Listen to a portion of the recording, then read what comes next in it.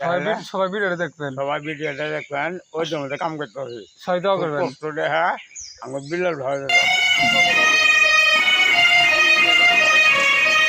সকাল 8টার মধ্যে আমার কামা যেতেছি, সকাল 8টার সময় অনেক আমার যাচ্ছে আবার সন্ধ্যে না গেলে ঘুরে আসবো, কাম বাদ দেয়। কাম বাদ দিই।